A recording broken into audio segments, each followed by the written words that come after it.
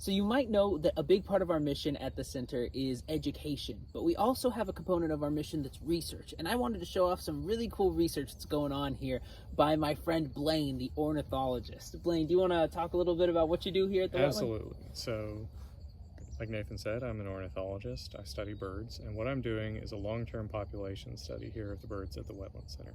The idea is that we're measuring the health of the habitat here by seeing how the birds are doing. How is it that you're measuring the health of these birds? So what I'm doing is throughout the year I am catching them and I am tagging them and I am taking data on their age, their sex, and their body condition. Do you think you could show us a little bit of the process since you're out here banding today? Absolutely, I'd love to. Great, let's jump into it. All right. All right, so this is where it happens? That's right, this is one of the nest nets. Right here, this net, I can barely even see it. I don't know if y'all can even see that there's a net here. It's hard to see, and that's the point. So birds don't see the nets when they're flying along. So if we imagine that this cloth bag right here is a bird, the bird's going to fly along, it's going to hit the net and fall into the pocket and get stuck.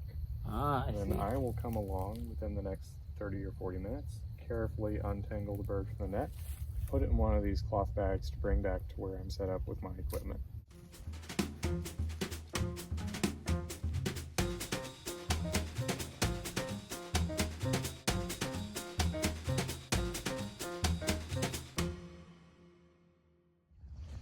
The very first thing I'm going to do is put the band on his leg. The band is in this special pair of pliers. And it goes around his leg like this. And now he'll have a little piece of jewelry for the rest of his life. Does that hurt him at all? No, it does not. It fits around the leg, it slides up and down, it turns. It'll just sit nicely like a bracelet on his leg. So then do you have to take note of each band here? I do. Is there any special stuff you have to do or just write down a number? I write down the band number, I write down how old the bird is, I write down what species it is, I write down if I know if it's male or female, which I won't for this one because male and female swamp sparrows look the same this time of year. I'll check a few things about the body condition and I'll take some measurements. So birds usually don't have a lot of fat when they migrate, but unless they're migrating. When they migrate, they find a patch of good habitat and they eat like crazy for several days and fatten up, and they use that fat for fuel when they're on their long migratory flights.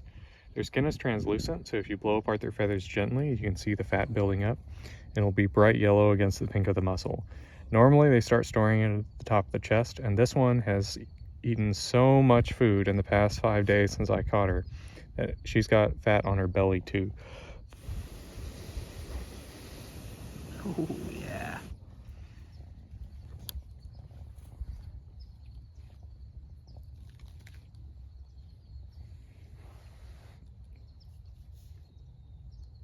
Wow, so is there a special way to hold these birds? That's right. So this is called bander's grip. It's the most secure way to hold a small bird. Their neck is very, very skinny, so there's no pressure on their neck.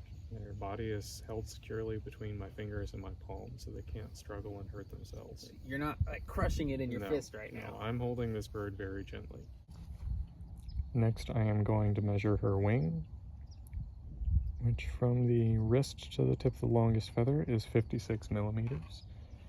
The wing measurement and the bird's mass and the overall fat score of the bird let us know the bird's body condition. Is there a specific thing you're taking pictures of? I am taking pictures of the wing and the tail and the body because those three things together, if I look at them later, will help me answer any questions I may have about the data. Gotcha. Oh, he's kind of posing for you there. This is called the Tographer's grip. It's a different way of holding them by the legs. Oh, They're interesting. a little more visible. Yeah, it shows it off more, but it seems like it could flap its wings. That's then. right. Yeah. So I'll put them back in the bander's grip and we'll weigh them.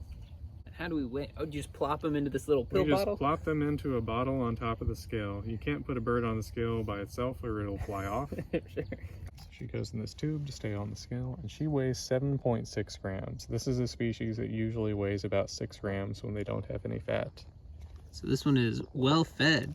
Very well fed. We have good habitat here and a lot of insects for them to eat. And now we'll be letting her go. Goodbye, buddy. Awesome.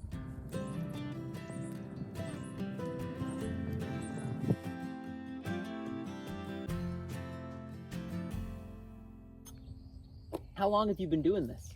I have been working professionally with birds for about 15 years. 15 years. And has that all been here at John Bunker Sands Wetland No, it Center? has not. I started this program here about a year ago. So I have worked throughout North America, through the US, Canada, and down into the tropics. I've done a lot in Central America and South America. Oh, that's awesome. So has most of that been banding? Most of that has been banding, yes. Over that 15 years, how many birds do you think you've banded total? I have to know this to get a permit. So I have personally banded about 22,000 birds, and I have supervised the banding of another 30,000 or so. So that's over 50,000 in That's total? correct. Oh my, is that, how much is that for context? Like in a day, what's normal to band for you? It depends on the location where you are and the time of year that it is. So here, I typically band somewhere around 10 to 15 birds a day. 10 to 15 a day. But I have worked in locations where we can catch hundreds in a day. So over 50,000 birds here. We've definitely got an expert. That is super cool.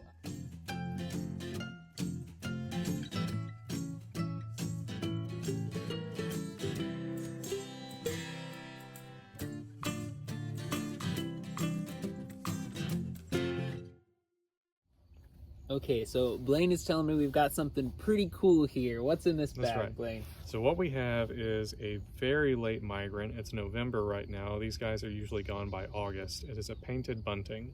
Wow, painted bunting. Yes. Those are beautiful birds, right? So this is a young one. It's bright green color. I don't know if it's a male or a female because the males look like females the first year of their life. And you can see this contrast in the wing between the brown feathers and the green feathers. The brown feathers are juvenile feathers that the bird has kept. That's gorgeous. That looks like you'd find it at a pet store or something. So why is this so unusual? So painted buntings are an early migrant. They do what's called molt migration, where they leave their breeding grounds. We do have painted buntings here in the summer. They nest here. But they don't molt here. They move somewhere to the south, either South Texas or Mexico, when they replace their feathers at the end of the summer, which is why they leave early. I see. So and this bird has not only hung around late, but has appeared to have molted already. Right, yeah, because it's well into November right now. So normally this would be gone by when? August. August. So that's valuable data, I guess, you're collecting. It is. This guy's at a 6.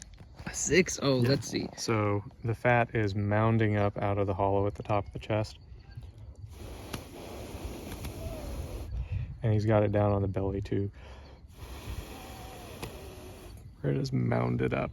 So this is a very well-fed painted bunting. This is a very well-fed painted bunting. So that's a 6 on a scale of what? 0 to 7. Wow. About as fat as this bird can get. Into the tube. It'll be interesting to see how much this one, this one weighs 21.5 grams. It might be the heaviest painted bunting I've ever caught. The heaviest you've ever caught? Yes. Oh.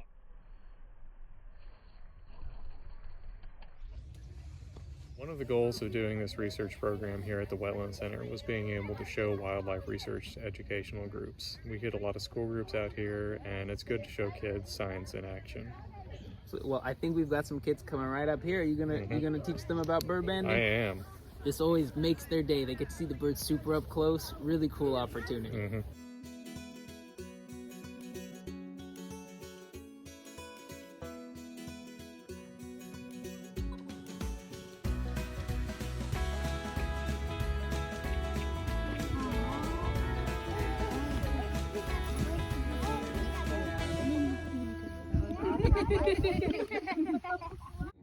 So you've caught this one before. I have. So it's already got its band on That's it. right. And that's good, right? That's the goal? That's right. That is very much the goal. And this guy appears to be from last year. From last year. Is it migratory or has it been living here for a year? It is migratory. This bird went north for the summer and came back here for another winter. Wow, with the same band that you put on it. That's right. That's super cool. So now you're able to track how it's doing this year versus last year. I can.